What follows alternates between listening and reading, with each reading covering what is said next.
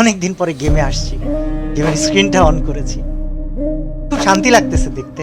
এবং এটা মজার বিষয় কি জানো, একটা সময় মনে হয় তো ভিউ পাইতেই হবে, একটা সময় মনে হয় তো টাকা কামাইতেই হবে, অনেক কিছু করতে হবে। এটা এখন কি মনে হয় জানো, এখন মনে হয় কিছু একটা করে যেতে হবে যেটার জন্য মানুষ আমাকে আজীবন মনে রাখবে। তো আগে অনেক কিছুতে ভয় পেতাম, আর এখন এখন জাস্ট একটা কথা বলি যে আগে ভয় পেতাম বা কাউকে থামাইতে হলে চিল্লা পাল্লা অনেক কিছু করতাম। এখন সবচেয়ে ধীর স্থির ভাবে, সবচেয়ে নরম কণ্ঠে, সবচাইতে ইফেক্টিভ কাজগুলা করে দেখাইতে চাই। আমার জন্য দোয়া করো, আমার সাথে থাইকো।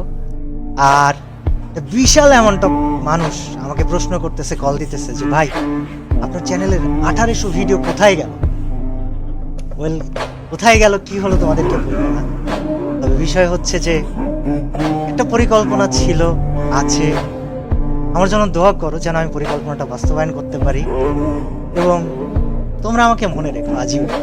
আমি তোমাদেরকে আসলে অনেক ভালোবাসি, কিন্তু তোমাদের থেকে বেশি ভালোবাসি আমি আল্লাহকে।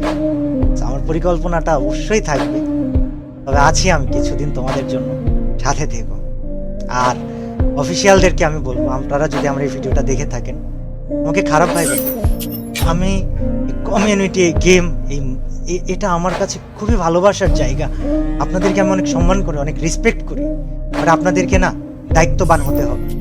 অর্গানাইজার্স, আপনাদেরকে দায়িত্ববান হতে হবে।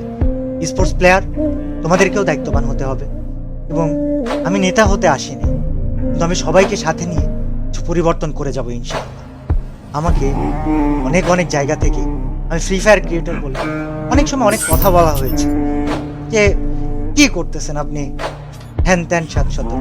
তবে আমি ফ্রি ফায়ারকে সম্মানের জায়গায় রেখে তারপর ইনশাল্লাহ হারাই যেতে চাই। আল্লাহ হাফেজ সবাইকে, আবারও দেখা হবে।